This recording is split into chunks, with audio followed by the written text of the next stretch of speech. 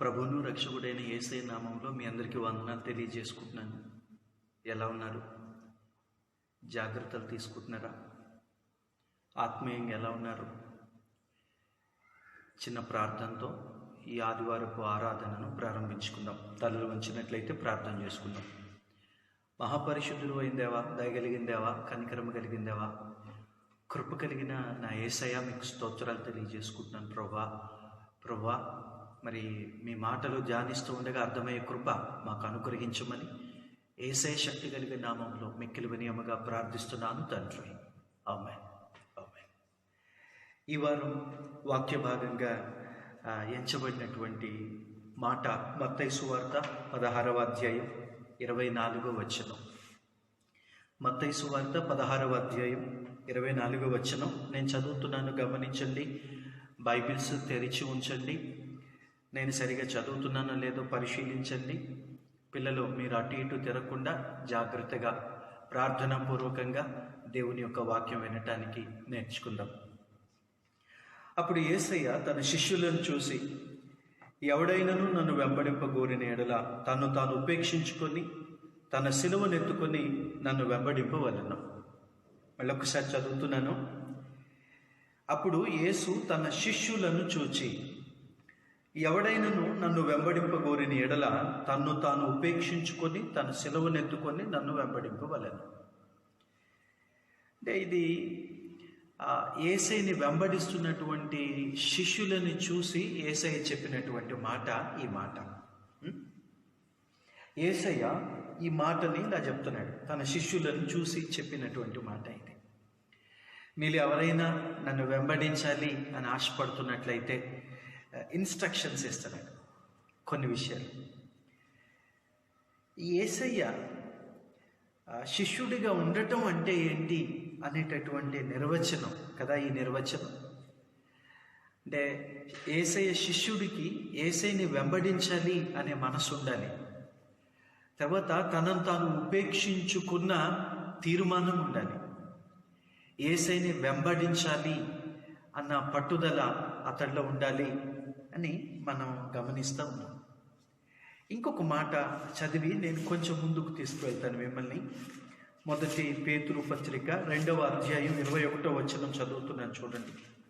మొదటి పేతురు పత్రిక 2వ అధ్యాయం 21వ వచనం.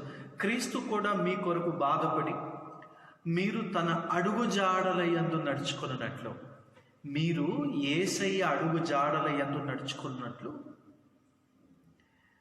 మీకు మాదిరి ఉంచిపోయారు. అంటే యేసయ్య పిల్లలంగా, యేసు క్రీస్తునందు విశ్వాసం ఉంచినటువంటి పిల్లలంగా మనం యేసయ్య అడుగు జాడలలో నడవటానికి మనం పిలువబడ్డాం కదా. ఈ ఉదయకాల సమయంలో నా మనసులో ఉన్నటువంటి ఒక మాట ఏంటంటే, యేసయ్యను వెంబడించేటటువంటి పిల్లాడి మనస్తత్వం ఏంటి? అసలుకి యేసయ్యని వెంబడించటం అంటే ఏంటి? యేసయ్యని వెంబడించే వ్యక్తిని మనం ఎలా గుర్తుపట్టాలి అనే కొన్ని మాటలు నేను మీతో పంచుకోవాలి అని ఇష్టపడతా ఉన్నాను. యేసయ్యని వెంబడించటానికి మనం పిలువబడ్డాం. ఇది అత్యున్నతమైనటువంటి పిలుపు, మనం కలిగిన పిలుపు. సాధారణంగా ఒక ఎమ్మెల్యే గారు మనల్ని పిలిచాడు అనుకోండి, ఇరుగు పొరుగు వారికి ఎంత గొప్పగా చెప్పుకుంటాం.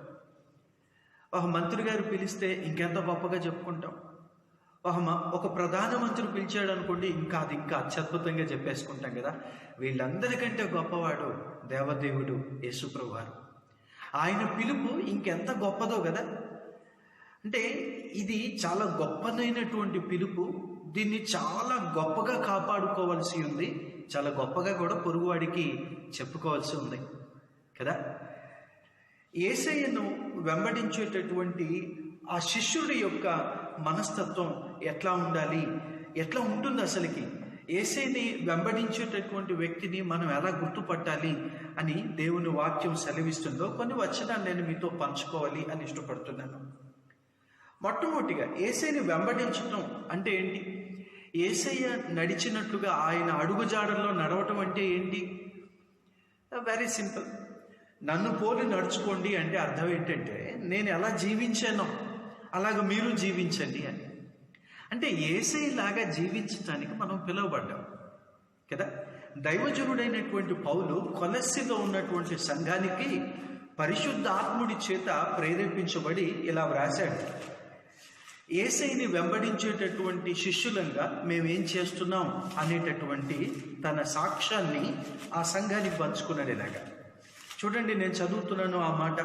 కొలస్సీలకు రాసినటువంటి పత్రిక 1వ అధ్యాయం 28, 29 వచనాలు.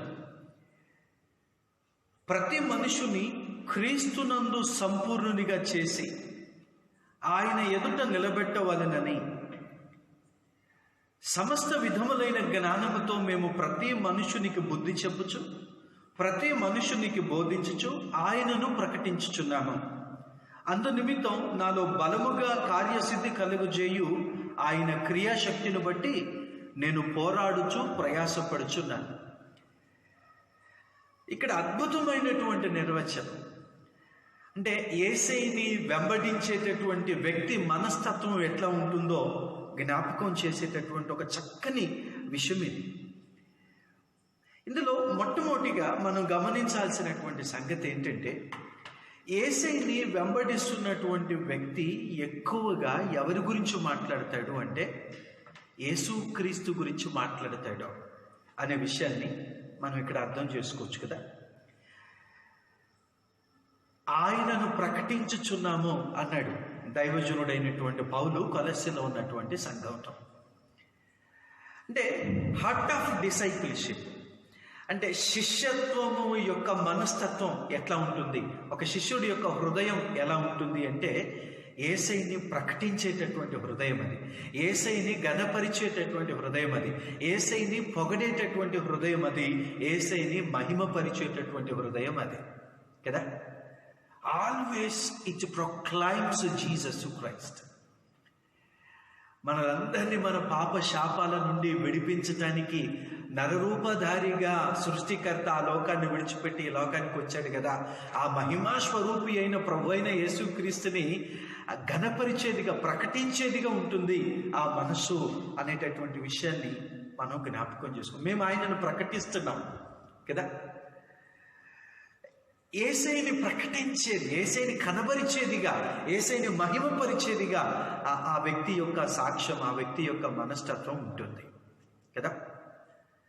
నేను పలానా ప్రాంతానికి వెళ్ళాను, ఆ ప్రాంతంలో నేను ప్రార్థన చేస్తూ ఉంటే ఒక పుతోను అనే దయ్యం పట్టినటువంటి ఒక అమ్మాయి ఉంది. మరి నేను ప్రార్థన చేయగానే ఆ అమ్మాయి ఆ దయ్యాన్ని విడిచిపెట్టి వెళ్ళిపోయింది. లేకపోతే నేను ఒక చోట ప్రసంగం చేస్తూ ఉన్నాను, ప్రసంగం చేస్తూ ఉంటే ఐతుకు అనేటటువంటి వాడు బిల్డింగ్ బెంచ్కి కింద పడిపోయాడు, వాడు చచ్చిపోయాడు. నేను వెళ్ళి ప్రార్థన చేశాను, ప్రభు వాడిని లేవనెత్తాడు. అంటే తాను ఏం చేశాడో అనేటటువంటివి, తన ద్వారా ఏం జరిగాయో అనేటటువంటి వాటికి పెద్ద విలువేమి ఇవ్వలేదు కదా దైవజనుడు. ఏమంటున్నాడు, నేను ఎక్కడికి వెళ్ళినా నా కొరకు ప్రాణం పెట్టిన నా రక్షకుడు విమోచకుడైన యేసుక్రీస్తును ప్రకటిస్తున్నాను అన్నాడు. Simply I'm proclaiming Jesus Christ. Yesayya గురించి నేను మాట్లాడుతున్నాను, యేసయ్యని ప్రకటిస్తున్నాను అని చెప్తున్నాడు కదా. అంటే చాలాసార్లు మనమైతే యేసయ్యని ప్రకటించటానికంటే బదులుగా మరి మనని మనం ఎక్కువగా కనబరుచుకుంటామేమో అని అనిపిస్తూ ఉంటుంది నాకు కదా. లేకపోతే యేసయ్య గురించి తక్కువ మాట్లాడి మన గురించి ఎక్కువ మాట్లాడతామేమో అని అనిపిస్తూ ఉంటుంది నాకు. కానీ యేసయ్యని వెంబడించేటటువంటి శిష్యుడి యొక్క హృదయం ఎలా ఉంటుందో తెలుసా? అది యేసయ్య నామస్మరణం చేత నింపబడుతుంది, అది యేసయ్య సువార్త ప్రకటన చేత నింపబడింది, అది యేసయ్య గురించి మాట్లాడుతుంది, యేసయ్యని ప్రకటించేదిగా ఉంటుంది. ఎట్లా ఉన్నారు మీరు? దేనిని ప్రకటించేటటువంటి వారిగా ఉన్నాం కదా. యేసయ్య ఎంత గొప్పవాడో ప్రకటించడానికి ఇష్టపడుతున్నావా? లేకపోతే ఈ పోడియం ఎంత గొప్పదో, ఈ లైట్ ఎంత గొప్పదో, లేకపోతే ఈ లౌడ్ స్పీకర్ ఎంత గొప్పదో దీన్ని ప్రకటించేటటువంటి వారిగా బ్రతికేస్తా ఉన్నారా? ఎందుకంటే చాలాసార్లు మనల్ని మనం గమనిస్తూ ఉన్నప్పుడు, ఎస్పెషల్లీ క్రిస్టియన్లో, ఈ క్రైస్తవ సంఘంలో ఈరోజు జరుగుతున్నటువంటి విషయాలని మనం ఆలోచిస్తూ ఉంటే, దేవుడిని ప్రకటించాల్సిన, దేవుణ్ణి ఘనపరచాల్సిన, దేవుణ్ణి మహిమపరచాల్సినటువంటి బ్రతుకులు దారి తప్ప ఏమో అని అనిపిస్తూ ఉంటుంది నాకు.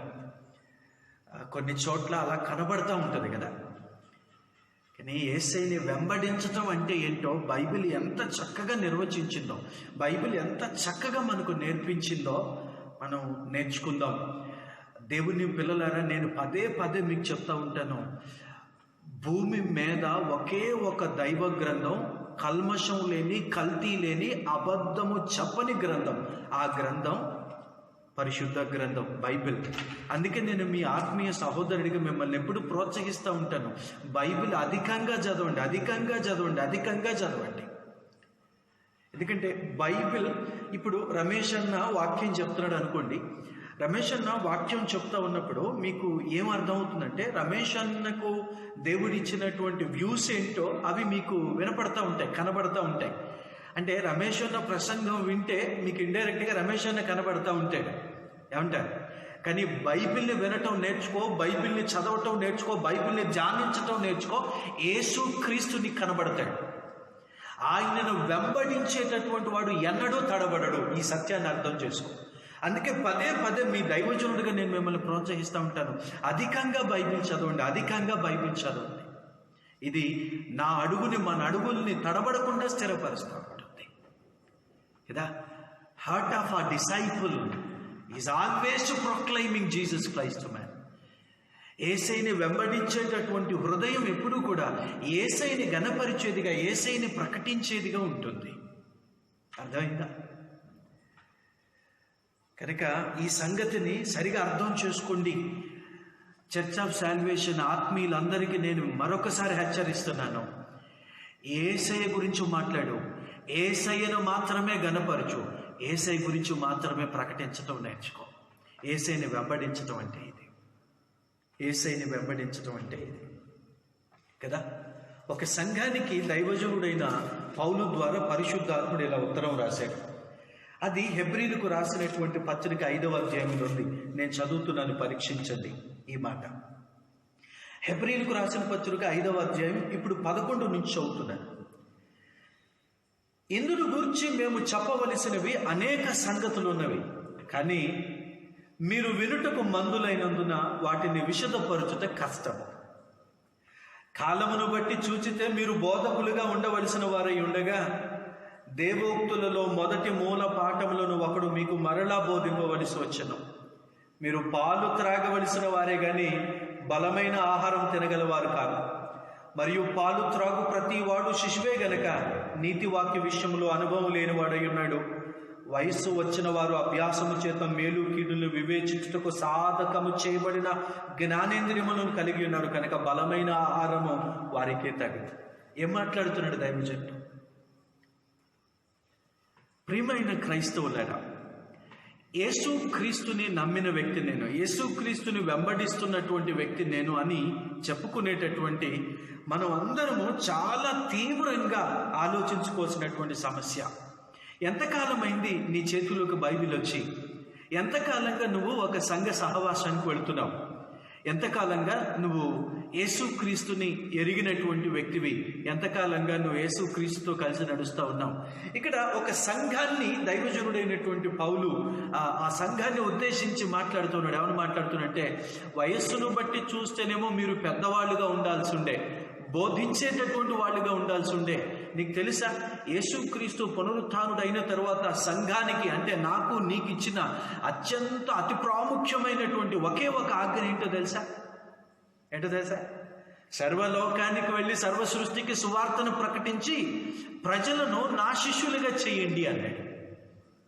యేసయ్యని వెంబడించేటటువంటి ప్రజలుగా, యేసయ్యని వెంబడించేటటువంటి మనుషులని మీరు కట్టండి, తయారు చేయండి అని యేసుప్రభు వారు మనకు ఆజ్ఞనిచ్చాడు. నాకే యేసయ్య శిష్యుడిగా బ్రతకటం అంటే ఏంటో తెలియనప్పుడు నేనేమి నేర్పిస్తాను లోకానికి అన్నట్లు చెప్పటం మర్చిపోయాను. ఒక గుడ్డివాడు ఇంకో గుడ్డివాడికి త్రోవ చూపిస్తే ఇద్దరు కలిసి గుంటలో పడతారు అని పరిశుద్ధాత్ముడు బైబిల్లో రాయించాడు. మర్చిపోవద్దు ఆ సంగతిని మనం కదా. ఎంతకాలం అయింది నీ చేతుల్లోకి బైబిల్ వచ్చి? ఎన్ని వేల వర్తమానాలు ఈయన ఉంటా ఉన్నావు కదా. ఎన్ని సంవత్సరాలుగా నువ్వు యేసుక్రీస్తుని వెంబడిస్తున్న వ్యక్తివి. ఎంతకాలంగా నువ్వు సంఘము యొక్క దేవుని తోట నుంచి నువ్వు పోషించబడతా ఉన్నావు. కానీ ఈ రోజుకు నువ్వు పసిపిల్లవే, నీకు పాలు తప్ప బలమైన ఆహారం నీకు సరిపోదయ్యా అని చెప్తున్నాడు కదా. మనం యేసయ్య చేత పిలువబడింది కేవలం ప్రయాసతో కూడిన మన భారం నుంచి మనం విడిపించబడటానికి మాత్రమే కాదు. సరిగా చదవండి మీరంతా. మత్తయి సువార్త 11వ అధ్యాయం 27-28 వచనాలని సరిగా చదవండి మీరు. ఆయన పాదముల యొద్ద నేర్చుకోవటానికి మనం పిలువబడ్డాం కదా. We have called by Jesus Christ to learn from him at his foot. ఆయన పాదాల దగ్గర మనం నేర్చుకోవటానికి పిలువబడ్డాం. ఆయనను వెంబడించటం అంటే ఏంటో, ఆయన బిడ్డగా బ్రతకటం అంటే ఏంటో మనం నేర్చుకోవటానికి పిలువబడ్డాం కదా. ఏంటేంటో చేస్తున్నాం కదా. నీకు ఒక విషయం చెప్తాను, జాగ్రత్తగా విను. యేసయ్యని ఘనపరచలేని జీవితం ఏదైనా సరే నామకార్థమైనటువంటి జీవితమే. ఇక నువ్వేమైనా చెయ్యబ్బా, ఏమైనా చెయ్యి, యేసుక్రీస్తు పేరిట నువ్వు చేసే తతంగాలన్నీ కూడా అవంతా నిష్ప్రయోజనం కదా. వయస్సును బట్టి చూస్తేనేమో మీరు బోధకులుగా ఉండాలి, కానీ మీ క్రియలను బట్టి, మీ పనులను బట్టి చూస్తేనేమో మీరు పసిపిల్లాళ్ళలాగా ఉన్నారా అని చెప్తున్నాడు యేసయ్య. ఏమండి, పసిపిల్లాళ్ళలాగా ఉన్నారు మీరంతా అని చెప్తున్నాడు. ఇంకొక మాట చూపిస్తాను చూడు, కిందికి రండి. హెబ్రీ పత్రిక 6వ అధ్యాయం 1-2 వచనాలు చదువుతున్నాను చూడండి.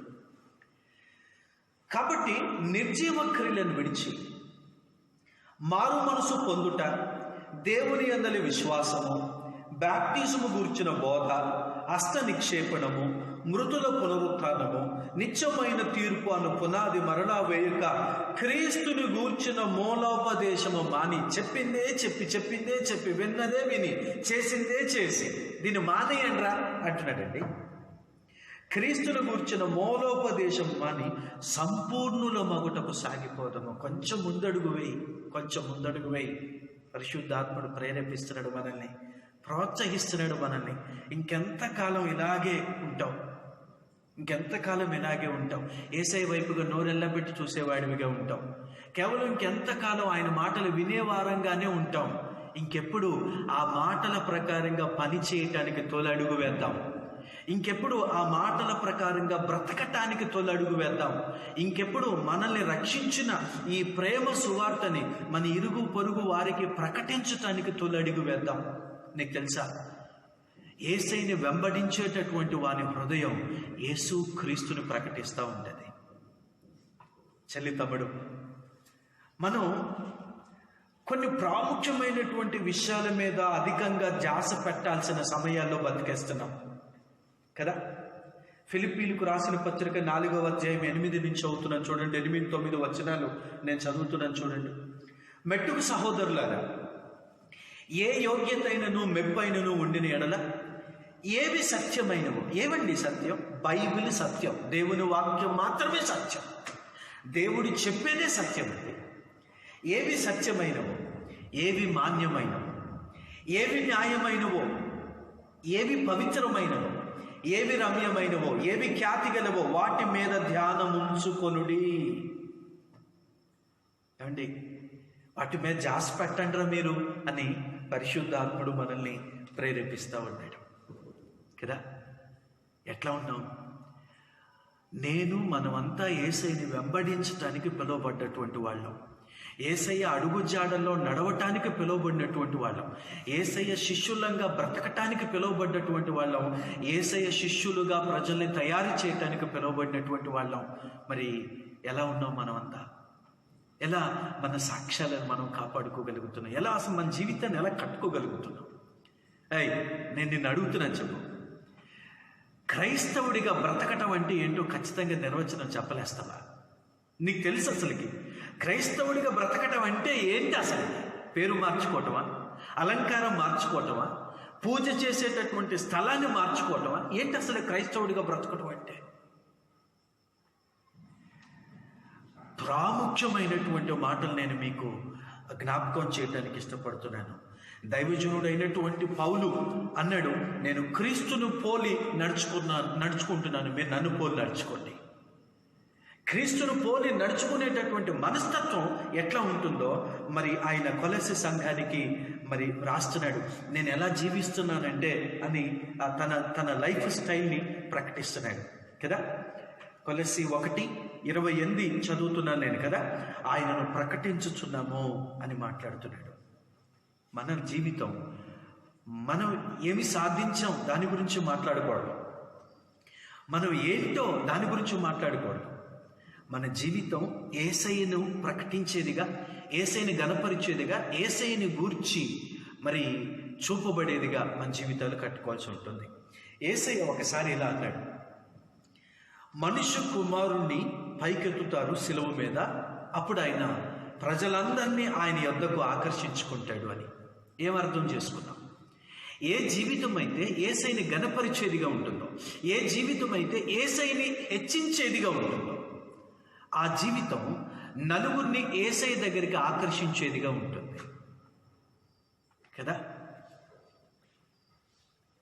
ఈరోజు సంఘాల్లో అభిమాన సంఘాలు ఏర్పడ్డాయి కదంటే. ఇన్ ద చర్చ్ చాలా సంఘాలు ఉన్నాయి కదా. చర్చిని పాడు చేస్తున్నారు కదా ప్రజలు. సంఘాన్ని పాడు చేసే వ్యక్తివి నేనేనా, నువ్వేనా? ఏమండి, ఎవరికి అభిమాని క్రైస్తవుడు? క్రీస్తు ప్రభుల వారికి అభిమాని అండి. బైబిల్ చదవటం వల్ల నీ దగ్గర ఉన్న బైబిల్ నీకు అర్థమయ్యేటటువంటి భాషలో లేదా, కనబడటం లేదా కదా. కనుక యేసయ్యని గణపరిచేదిగా, యేసయ్యని ప్రకటించేదిగా జీవితాన్ని కట్టుకోవాల్సి ఉంటుంది కదా. ఈరోజు యేసయ్య గురించి చెప్పేది తక్కువ, మా పరిచర్య ఎంత గొప్పదంటే దాని గురించి మాట్లాడటం ఎక్కువ కదా. యేసయ్యని ప్రకటించటం చాలా తక్కువ, మేమేం చేశామంటే దాని గురించి ప్రకటించేది చాలా ఎక్కువ కదా. అంత్యకాలం కదా, ప్రజలకి దురద చెవులు ఎక్కువైపోయినాయి కదా. చెవికి వినసొంపైన మాటకి అలవాటు పడేటటువంటి రోజుల్లో మనం బ్రతుకుతున్నామని బైబిల్ చెప్పిన సంగతిని మర్చిపోతున్నాం కదా. గుర్తుపెట్టుకోండి, మేము ఆయనను ప్రకటిస్తున్నామయ్యా, మమ్మల్ని మేము ప్రకటించుకోవటం లేదు, మమ్మల్ని మేము కనబరుచుకోవటం లేదు అని చెప్తున్నాడు కదా. కల్పనా కథలతో కాక యేసయ్యలో మేము ఏం చూసామో దాన్ని చెప్పేస్తున్నాం మేము మీకు అని చెప్తున్నాడు. రెండవ సంగతి చూడండి, యేసయ్యని వెంబడించేటటువంటి వ్యక్తిలో ఉండేటటువంటి రెండవ లక్షణం, ఆ వ్యక్తిని ఎట్లా గుర్తుపట్టాలి మనం?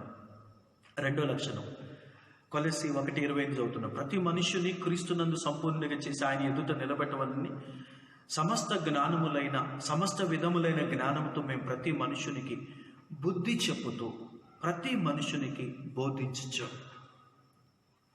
రెండో విషయం, యేసుని వెంబడించేటటువంటి వ్యక్తి యొక్క జీవితంలో మనకు కనబడేటటువంటి రెండవ సంగతి ఏంటంటే, మరి వాళ్ళు యేసయ్య గురించి బోధించేటటువంటి వారిగా ఉంటారు. కేవలం బోధించేటటువంటి వారు మాత్రమే కాదు, వాళ్ళు యేసయ్యను వెంబడించేటటువంటి క్రమంలో నేను కానీ మనమంతా కానీ సరిగా లేకపోతే నిర్లక్ష్యం వహిస్తూ ఉంటే గద్దించే వారిగా ఉంటారు. నీకు తెలుసా, బైబిల్లో ఒక మాట ఉంది, మనల్ని గద్దించేటటువంటి వారు ఉండటం మనకు ఆశీర్వాదకరం. బైబిల్ భాషలో చెప్పాలంటే గద్దించేటటువంటి వాడి గద్దింపు మనకు అభిషేకంతో సమానం అన్నాడు కదా. శత్రువు లెక్కలేనని ముద్దులు పెడతాడట, కానీ నిజంగా ప్రేమించేటటువంటి వాడు మనల్ని గద్దిస్తాడట బహిరంగంగానే. తండ్రి ప్రేమించేటటువంటి కుమారుడు ఎవరైతే ఉన్నారో ఆ కుమారుడు తండ్రి శిక్షిస్తాడు అని బైబిల్లో రాయబడింది. మేము యేసుక్రీస్తు గురించి బోధిస్తున్నాం. అంతేకాదు, యేసుక్రీస్తు గురించి బోధిస్తున్నప్పుడు సంఘములోని విశ్వాసులు సరిగా గనక మాకు కనబడకపోతే వారిని మేము గద్దిస్తున్నాం అనేటటువంటి విషయాలు దైవజనుడు మాట్లాడుతున్నాడు కదా. రెస్పాన్సిబిలిటీ ఆఫ్ ఎ డిసైపుల్ రెండో విషయం కదా. యేసుని వెంబడించేటటువంటి వ్యక్తి యొక్క బాధ్యత ఏంటో తెలుసటండి. యేసుక్రీస్తు ఏం చెప్పాడో తెలుసా?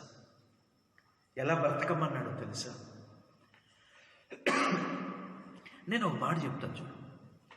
పొద్దున లేస్తే బైబిల్ చదువుతాను, గంటల తరబడి చదువుతాం, గంటల తరబడి ప్రార్థన చేస్తాం. కానీ హృదయంలో ఉన్నటువంటి ద్వేషం, క్షమించలేని తత్వం బైబిల్ పాపమని చెప్పింది. అది మాత్రం మనకు కనబడదు. కదా ఏమండి? ఇలాంటివి బోలెడన్ని వాక్యం చదువుతున్నప్పుడు మనల్ని మనం తవ్వుకుంటా వెళుతూ ఉంటే ఈ వాక్యం మనల్ని పరిశుద్ధపరుస్తుంది అంటే ఏంటో అర్థమవుతుందండి. ఈ వాక్యం మనల్ని బ్రతికిస్తుంది అంటే ఏంటో అర్థమవుతుంది. ఈ వాక్యం మనల్ని క్రీస్తుకు సమానమైన స్వారూప్యంలోకి మనల్ని మార్చేస్తుంది అంటే అర్థమవుతుందండి. గ్రాఫికల్ కార్పొరేటెడ్ భక్తికి అలవాటు పడ్డాం కదా. యేసుక్రీస్తు లాగా బ్రతకటం అంటే ఏంటంటే మొహం ట్యూబ్లైట్ లాగా దగదగ మెరిసిపోతూ ఉండాలి. అర్థమైందా? ఒక్కసారి మాట్లాడేంటే మెరుపు మెరిస్తే ఎట్లాంటి శబ్దం వస్తుందంటే అట్లాంటి శబ్దం రావాలి. ఒక్కసారి గద్దించామంటే చచ్చిన శవం కూడా లేచి గంతులు వేయాలి. ఇట్లాంటి గ్రాఫికల్ ఇంటర్ప్రిటేషన్కి అలవాటు పడ్డాం కదా ఆత్మీయంగా. దురదృష్టమే. ఇది నాబోటి స్పృహ లేని యేసుక్రీస్తుని గణపరచాల్సిన బాధ్యత కలిగిన దైవజనుల పొరపాటు వల్ల జరుగుతున్నటువంటి పాపం అండి ఇది. బైబిల్ని సరిగా కనుక చదవకపోతే, బైబిల్ని మన జీవితాన్ని సరిగా కనుక మనం చదవనివ్వకపోతే చాలా ప్రమాదంలో పడతాం. మీ ఆత్మీయ సహోదరుడిగా నేను మిమ్మల్ని హెచ్చరిస్తూ ఉన్నాను కదా. వాళ్ళు అంటారు, మేము యేసై గురించి మేము బోధిస్తున్నాం, యేసై సంగతులు బోధిస్తున్నాం, ఆత్మీయత అంటే ఏంటో బోధిస్తున్నాం, ఆత్మీయుడిగా జీవించడం అంటే ఏంటో బోధిస్తున్నాం. అదే సందర్భంలో ఆత్మీయులుగా మీరు గనక దారి తప్పిపోతే మేము మిమ్మల్ని గద్దిస్తున్నాం, హెచ్చరిస్తున్నాం అనేటటువంటి విషయాలని దైవజనుడైన పౌలు చెప్తున్నాడు. నేను క్రీస్తుని పోలు నడుచుకున్నాను, మీరు నన్ను పోలు నడుచుకోండి అన్న దైవజనుడి యొక్క లైఫ్ స్టైల్. నేను యేసైని ప్రకటిస్తున్నాను. రెండవది, నేను యేసై గురించి బోధిస్తున్నాను, నేను యేసై గురించి ప్రజలను హెచ్చరిస్తున్నాను. తమ్ముడు, చెల్లి, కాలం పట్టువలే గతించిపోతా ఉంది. యేసయ్య నీ పాపాల నిమిత్తం కలువరి శిలువలో ప్రాణం పెట్టి నీకు నాకు పాప క్షమాపణ సిద్ధపరిచాడు.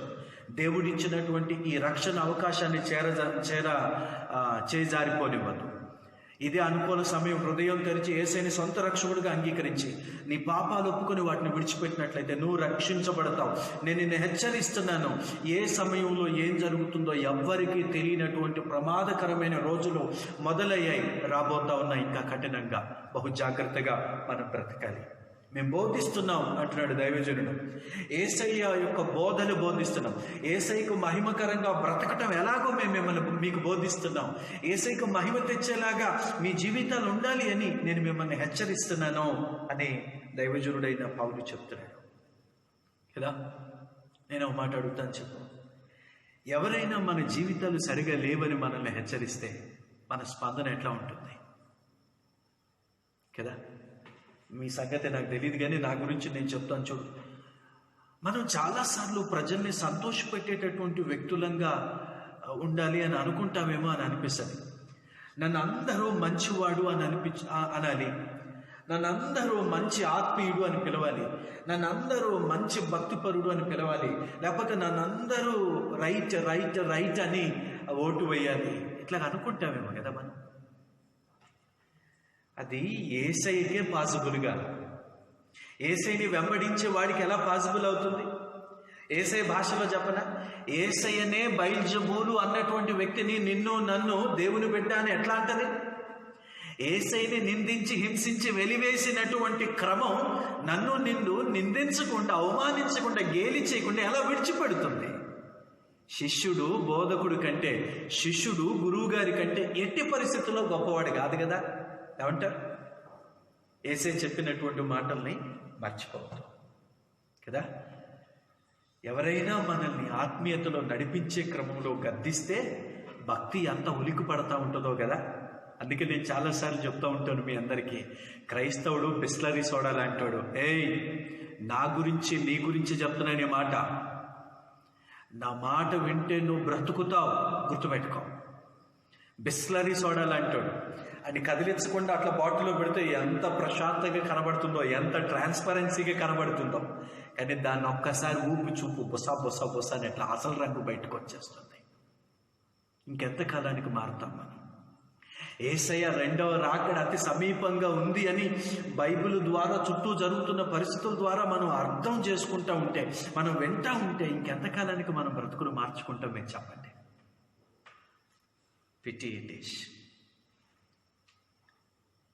ఎంత దారుణమైనటువంటి పరిస్థితుల్లో నిజంగా కొన్ని సందర్భాలు ఆత్మీయంగా మనం బ్రతుకుతున్నాము కదా.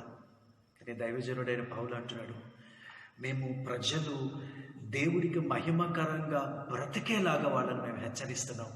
దేవునికి మహిమకరంగా బ్రతకాలి అని మేము వారికి బోధిస్తూ ఉన్నాం. వారు యేసయ్యకు పచ్చులుకలుగా ఉండాలి అని మేము వారికి నేర్పిస్తూ ఉన్నాం అని చెప్తా ఉన్నారు. మరి మనమేం నేర్పిస్తూ ఉంటాం? నిన్నటి దినాన నేను ఒక తండ్రికి వార్నింగ్ ఇచ్చాను. నేను అక్కడే కూర్చున్నాను. ఒక తండ్రి వాళ్ళ అబ్బాయిని వార్నింగ్ చేస్తున్నాడు, వాళ్ళ ఇంటికి వెళ్ళొద్దు అని చెప్తున్నాడు. ఎంతో బాధ వేసింది నాకు. నేను చెప్పాను, ఆ పిల్లోడిని పిలిచిట్రా అన్నాను. ప్రార్థన చేసావా అన్నాను. అతను అన్నాడు, పొద్దున్నే 5ంటికి వెళ్ళేసి ప్రార్థన చేస్తానన్నా అన్నాడు. మంచిది. బైబిల్ చదివావా అన్నాడు. నేను రోజుకు 7 అధ్యాయాలు చదువుతానన్నా బైబిల్ అన్నాడు. నేను నవ్వాను. ఎందుకు ప్రార్థన, ఎందుకు బైబిల్ చదువుతున్నావు? అసలు దేవుడు బైబిల్ చదవమన్నా ప్రార్థన చేయమన్నా ఉద్దేశం ఏంటి? ఏమండి, చెడిన మన మనస్తత్వం మనకు తెలియకుండానే మన పిల్లల మీద బలవంతంగా రుద్దుతాం కదటండి. నీకు వాళ్ళ ఇంటికి వెళ్ళటం నచ్చకపోతే అది నీ ఇష్టం కదా. నీ బిడ్డను ఎందుకు వెళ్ళొద్దు అంటున్నావు? ఎట్లాంటి విత్తనం నీ బిడ్డ మీద నువ్వు, ఎట్లాంటి విత్తనాన్ని ఈ రోజున నీ పిల్లల్లో హృదయాల్లో నువ్వు నాటుతా ఉన్నావు? సిగ్గుపడాల్సిన సంగతి కదా దేవుని పిల్లలంగా మనం. సరే, బైబిల్లో ఏమి నేర్పించమని చెప్పాడు దేవుడు, మనం నేర్పిస్తున్నటువంటి సంగతి ఏంటి? ఉదాహరణగా చెప్తున్నాను, ఆ తమ్ముడు గురించి, ఆ చెల్లి గురించి కాదు, మనలోనే చాలాసార్లు ఇలాంటి సంగతులు కనపడతాయి కదా. బహు జాగ్రత్తగా అప్రమత్తంగా ఉందాం, నేర్పించుదాం. యేసయ్యకు మహిమకరంగా పిల్లలు ఎలాగో బతకాలో బోధిద్దాం. యేసయ్యకు మహిమ తెచ్చే వాళ్ళు పెరిగేటటువంటి క్రమంలో వాళ్ళని హెచ్చరిద్దాం. ఈ రెండు మనం చేయాలంటే మొట్టమొదటిగా మనకు మనం బోధించుకోవాల్సి ఉంటుంది. దైవజనుడు అన్నాడు, నేను యేసయ్యను పోలు నడుచుకున్నాను కనుక ఇప్పుడు నేను చెప్తానండి, నన్ను పోలు నడుచుకోండి అని కదా. ఆత్మ సంబంధమైన వ్యక్తి ప్రజలను యేసయ్యని వెంబడించేటటువంటి వారిగా ఉంచుతాడు. ఏమండి, మీ దైవజనుడిగా చర్చ్ ఆఫ్ సాల్వేషన్ నేను నిన్ను అడుగుతున్నాను, కొబ్బరి నూనె డబ్బాలను ఏమైనా వెంబడించేవాడిగా మీ దైవజనుడు అయిన నేను మిమ్మల్ని ఏమైనా పెంచానా? లేకపోతే ఇంకేదో వెంబడించేటటువంటి వ్యక్తిగా మీ దైవజనుడైనటువంటి నేను మిమ్మల్ని అలా ఏమైనా పెంచానా? పెంచితే మీరు అత్యంత వేగంగా నన్ను విడిచిపెట్టి వెళ్ళాలి. ఎందుకంటే ఒక దైవజనుడిగా నేను మీకు నేర్పించాల్సిన సంగతి ఏంటో తెలుసా? మీరు యేసయ్యని వెంబడించేటటువంటి పిల్లలుగా ఉండాలి. అంతేగాని యేసయ్యకు బదులుగా ఇంకెవరిని కాదు. ప్రమాదంలో పడతాం. నా బిడ్డ, నీ ఆత్మీయ తండ్రిగా నేను నిన్ను బాధతో హెచ్చరిస్తున్నాను. ఏమి నేర్పిస్తాం, ఏమి నేర్చుకుంటున్నాం, ఎవరిని హెచ్చరిస్తాం, ఎందుకు హెచ్చరిస్తాం కదా. 3వ సంగతి చూడండి, ఆత్మీయుడి యొక్క 3వ సంగతి. మొదటి లక్షణం, ఆత్మ సంబంధమైనటువంటి యేసుని వెంబడించేటటువంటి వ్యక్తి ఎప్పుడు యేసు గురించి మాట్లాడతాడు, యేసుని ఘనపరుస్తాడు. 2వ సంగతి, యేసయ్య మహిమపరచబడేలాగా ఆత్మ సంబంధమైన పిల్లలకి యేసయ్య సంగతులు బోధిస్తాడు, యేసయ్య నామములో హెచ్చరిస్తూ ఉంటాడు. 3వ సంగతి, ఆత్మ సంబంధమైనటువంటి వ్యక్తికి ఒక గురి ఉంటుంది. ఒక గురి ఉంది. ఏంటో తెలుసా గురి? 28వ వచనం చదువుతున్నాను. ప్రతి మనుషుని క్రీస్తునందు సంపూర్ణుడిగా చేసి, సంపూర్ణుడిగా చేసి, గోల్ ఆఫ్ ద డిసైపుల్. బైబిల్ని ప్రతిరోజు ఎందుకు ఎక్కువగా చదువుకోమని చెప్తాను తెలుసటండి? అధికంగా ప్రార్థించండి, సహవాసానికి వెళ్ళండి. ఏమండి, క్వారంటైన్స్ ఉన్నది కదా, నేను మీ ఆత్మీయుడిగా ప్రోత్సహిస్తూ ఉన్నాను. భక్తుల జీవిత చరిత్రలు చదవండి, అధికంగా బైబిల్ని అధికంగా చదవండి. తీరిక గనక ఉంటే చక్కగా భక్తుల యొక్క జీవిత చరిత్రలు, మిషనరీ జీవిత చరిత్రలు ఉన్నాయి. వాటిని చక్కగా మీరు చదవండి, ధ్యానించండి. వాళ్ళ జీవితాలు అనేక పాఠాలు మనకు నేర్పిస్తాయి. మాటలు ఎప్పుడూ నీకు నాకు పాఠాలు నేర్పించలేవు, బ్రతుకులే నాకు నీకు పాఠాలు నేర్పిస్తాయి. కనుక కొంచెం జాగ్రత్తగా మీరు ఈ రోజుల్ని ఆరోగ్యకరంగా ఉపయోగించుకోండి మీరు కదా. ప్రతి వ్యక్తిని యేసు క్రీస్తునందు సంపూర్ణుడిగా దేవుని ఎదుట నిలబెట్టాలని నేను ప్రయత్నం చేస్తున్నాను. ఆలోచించండి, ఎలా జీవిస్తున్నాం మనం కదా, ఎలా జీవిస్తున్నాం? ఒక గురుందా? యేసయ్య ఎదుట మనం నిలబడినప్పుడు సిగ్గుపడనక్కర్లేని పనివాళ్ళంగా, యేసయ్య ఎదుట మనం నిలబడ్డప్పుడు సిగ్గుపడనక్కరలేని ఆయన బిడ్డగా, యేసయ్య ఎదుట మనం నిలబడ్డప్పుడు సిగ్గుపడనక్కరలేని చర్చ్ ఆఫ్ సాల్వేషన్కి చెందిన ఒక బిడ్డగా మనం బ్రతకాలి. ఎందుకే కదా దేవుడు బైబిల్ ఇచ్చింది, యేసయ్య రక్తం ఇచ్చింది, పరిశుద్ధాత్మ దేవుడి సహాయం ఇచ్చింది, సంఘం అనే సహవాసం ఇచ్చింది. ఇందుకే కదటండి దేవుడు మనకు ఈ సౌకర్యాలు కల్పించింది. ఇంకెంతకాలం పసిపిల్లలంగా ఉందాం, ఇంకెంతకాలం మూల పాఠాలకే అలవాటు పడదాం, ఇంకెప్పటికీ పరిపూర్ణత వైపుగా సాగేది. అయితే భయపడాల్సిన పని లేదు. యేసయ్య మనల్ని ప్రేమిస్తున్నాడు, యేసయ్య నిన్ను ప్రేమిస్తున్నాడు. వెనక ఉన్నవి మరుదమికనైనా క్రీస్తు యొక్క ఉన్నతమైన పిలుపు కలుగు బహుమానాన్ని పొందుకోవటానికి గురి దగ్గరికి పరిగెడదాం. ఆ గురి ఏంటో తెలుసా? నా పక్షాన నీ పక్షాన క్రీస్తుకు సమానమైనటువంటి స్వారూప్యంలోకి మనం మార్చబడటం, క్రీస్తుని పోలి బ్రతకటానికి మనం పిలువబడ్డాం. కనుక చెల్లెళ్ళు, తమ్ముళ్ళు, క్రీస్తు యొక్క స్వారూప్యంలోకి మార్చబడటానికి బ్రతుకును కట్టుకోండి. కేవలం చెప్పేవారిగా చదివేవారిగా కాక చేసి చూపిద్దాం. నేను ఇంకో మాట చెప్తాను. మనం ఎక్కువగా బ్రతకలేకపోతే అధికంగా మాట్లాడాల్సి వస్తుంది. కానీ యేసయ్య చెప్పినట్లుగా ఎక్కువగా బ్రతకగలిగితే మనకి ఎక్కువ మాటలు అవసరం ఉండదు కదా. కనుక యేసయ్య ఎదుట సంపూర్ణమైన భక్తిని కట్టుకుందాం. అండి, తినటానికి కొద్దిగా లేకపోతే, ఒక అంశం కోసం ప్రార్థన చేస్తూ ఉంటే సమాధానం కొద్దిగా ఆలస్యమైతే, ఆ రోగం తగ్గకపోతే, ఆ కష్టం తగ్గకపోతే, గర్భఫలం అందకపోతే, వివాహం జరగకపోతే, అనుకున్న ఉద్యోగం రాకపోతే, భక్తి ఎన్ని విధాలుగా ఉలిక్కి పడతా ఉందండి. ఏమండి, నేను ఒక మాట చెప్తున్నాడు. నువ్వు అడిగిన ప్రతిదీ యేసుక్రీస్తు ఇస్తా ఉంటేనే ఆయన గొప్ప దేవుడండి. అప్పుడు మాత్రమే నీకు వందనాలయ్యా, నీకు స్తుతి అయ్యా అని చెప్పగలుగుతామా? ఇంకా అంతకంటే మరి శ్రేష్టమైనటువంటి స్థితి మన వల్ల ఏం కాదంటారు. ఆలోచించండి ఈ సంగతిని. మీ దైవజనుడిగా నేను మిమ్మల్ని హెచ్చరిస్తున్నాను. నా పిల్లలారా, మీ హృదయాల్లో ఈ మాటలు నాటబడునుగాక. ఆలోచించు. క్రీస్తు ఎదుట సంపూర్ణులుగా మిమ్మల్ని నిలబెట్టాలని నేను ఆశపడతా ఉన్నాను. దానికి నేను మీకు చూపిస్తున్న చక్కని వేస్ ఏంటంటే, బైబిల్ చదవండి, ప్రార్థించండి, పరిశుద్ధ ఆత్ముడికి అధికంగా లోబడండి, సంఘ సహవాసానికి వెళ్ళండి, ఎప్పటికప్పుడు దేవుని వాక్యంతో మన హృదయాలని ఎప్పటికప్పుడు పరిశీలించుకుందాం. మరి విడిచిపెట్టాల్సిన ఉంటే విడిచిపెడదాం, గట్టిగా పట్టుకోవాల్సిన వాటిని జార విడుచుకోకుండా గట్టిగా పట్టుకొని ముందుకు వెళదాం. యేసయ్య త్వరగా రాబోతున్నాడు. ఆయన వచ్చే లోపుగానే ఆయన పిల్లలంగా మనం ఎలా బ్రతకాలో అలా బ్రతుకును కట్టుకుందాం. ఏం చెయ్యాలో ఆ పనిని పూర్తి చేద్దాం. పరుగుని కడముట్టించేటటువంటి వారంగా, బహుమానం న్యాయాధిపతి చేతుల మీద నుంచి తీసుకునేటటువంటి పిల్లలంగా మనల్ని మనం ఆయన ఎదుట కనబరుచుకుందాం. పరిశుద్ధాత్ముడు మీకు ఇట్టి శక్తిని, ఇట్టి అభిషేకాన్ని అనుగ్రహించనుగాక.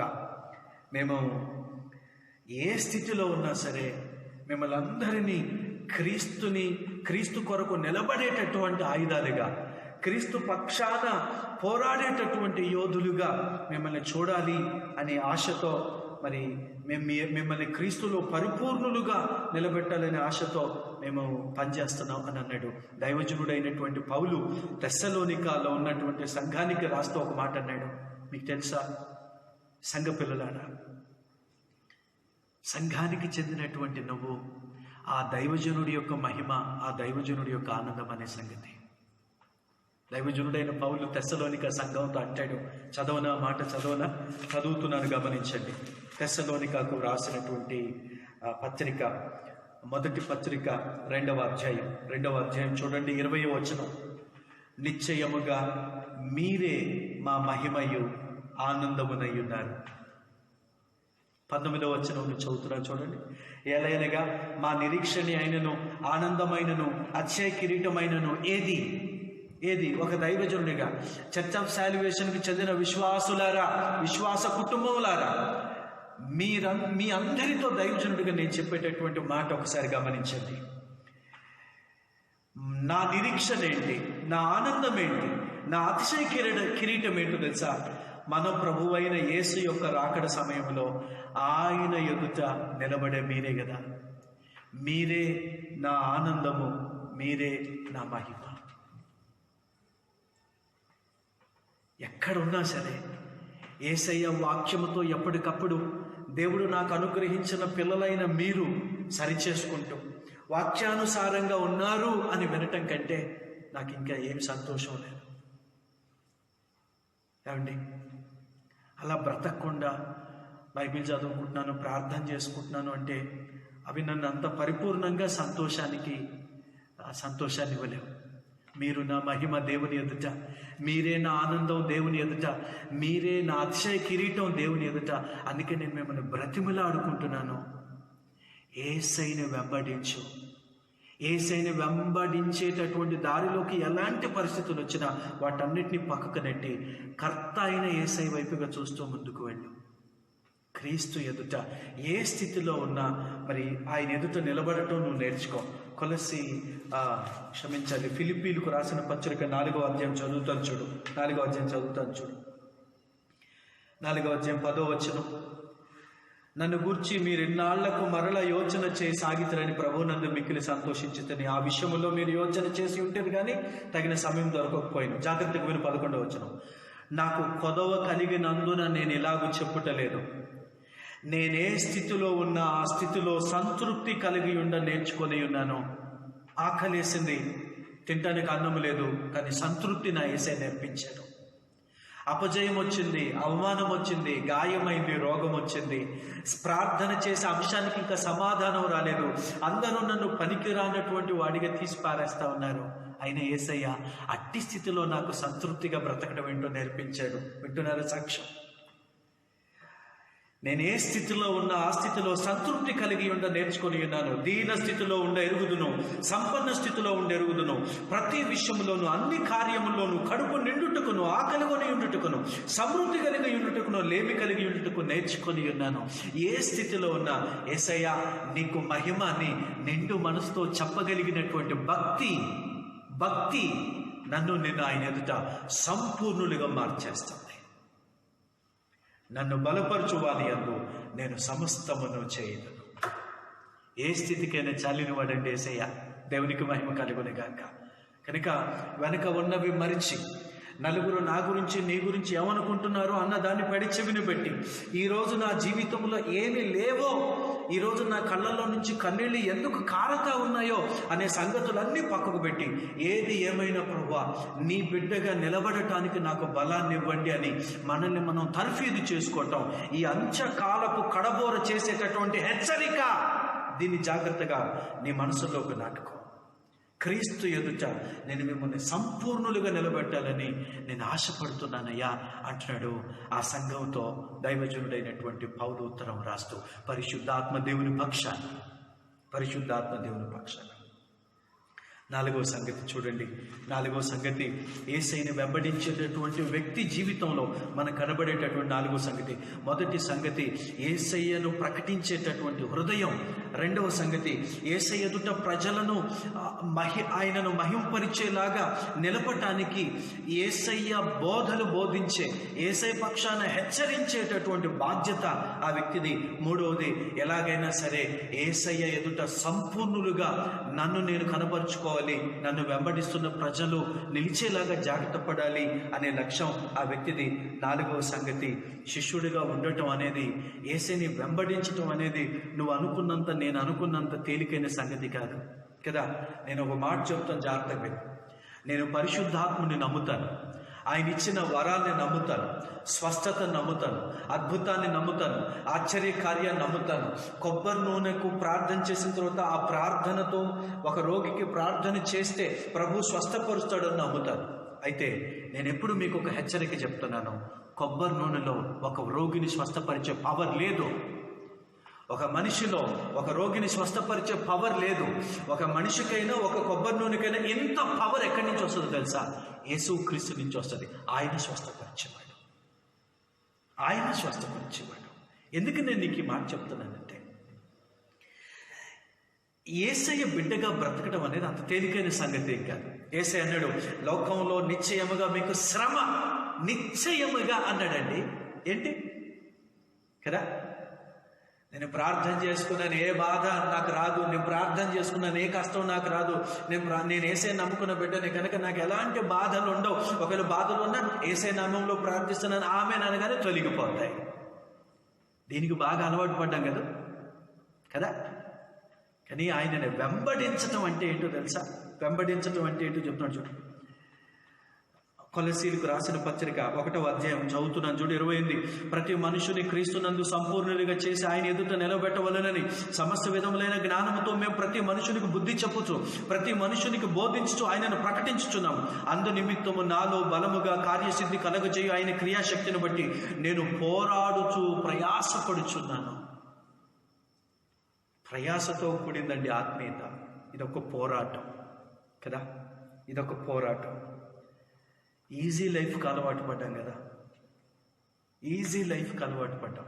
స్విచ్ చేయగానే లైట్ వెలుగుతుంది, స్విచ్ చేయగానే ఫ్యాన్ తిరుగుతూ ఉంది, ఏసై అనగానే ఆన్సర్ వచ్చేసేయాలి. నేను నడిచేటటువంటి దారి కరకు దారి, ఏసై అనగానే అది గులాబీ రేకులు పరిచయం దారిగా మార్చబడాలి. దీనికి అలవాటు పడ్డాం. దీని వెంబటి వెంపర్లాడుతూ ఉన్నాం, పరుగులు ఎత్తుతూ ఉన్నాం కదా.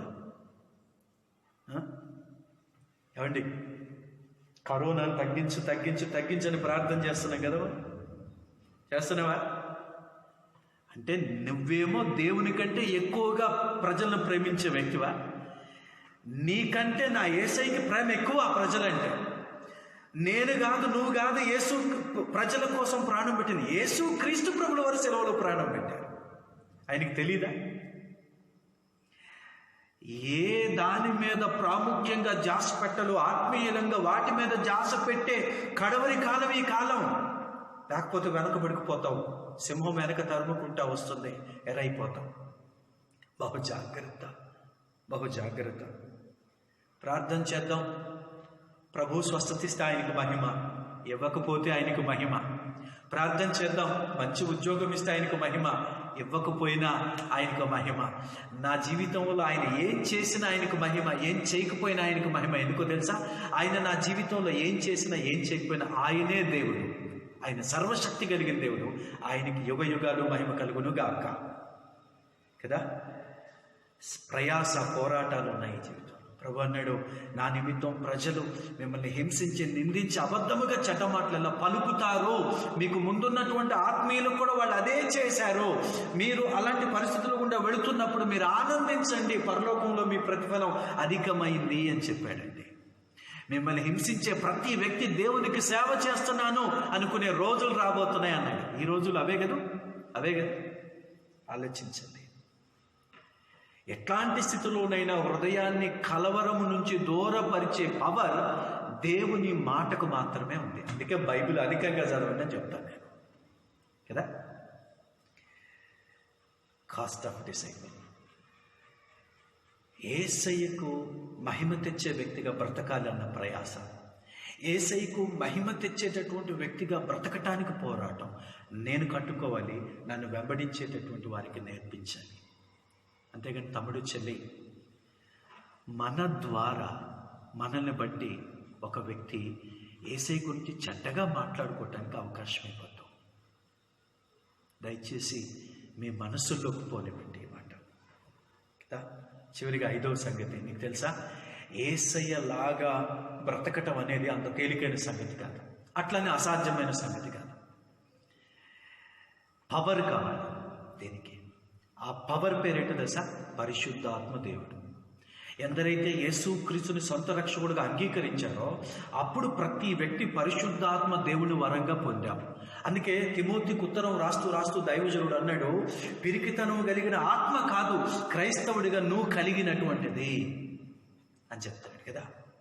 పవర్, పరిశుద్ధాత్ముడు కదా. ఆయన ఏమన్నాడు చూడు, కార్యసిద్ధి కలగచేయు ఆయన క్రియాశక్తిని బట్టి నేను పోరాడుతున్నాను. అయ్యా, నీలాగా ఈ భూమి మీద బ్రతకటం నా వల్ల అయితే కాదు, నా సొంత శక్తితో కాదు, ఇది నా సొంత బలంతో కాదు.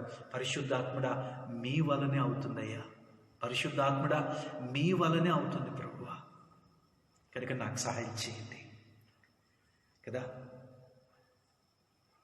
అందుకే అన్నాడు, నన్ను ఎవడైనా వెంబడించాలనుకుంటే తనను తాను ఉపేక్షించుకోవాలి, నన్ను వెంబడించాలి అన్నాడు. అంటే సెల్ఫ్ మీద డిపెండెంట్ కావద్దు, హోలీ స్పిరిట్ మీద డిపెండ్ అవుదాం, దేవుని మీద ఆధారపడదాం కదా. దైవజనుడైనటువంటి పౌలు ఒక దగ్గర ఇలా రాశాడు. 2వ తిమోతి పత్రిక చదువుతున్నాను, 1వ అధ్యాయం 12వ వచనం. ఈ హేతువు చేత ఈ శ్రమలను అనుభవించుచున్నాను. Christian life is not an easy thing as you think.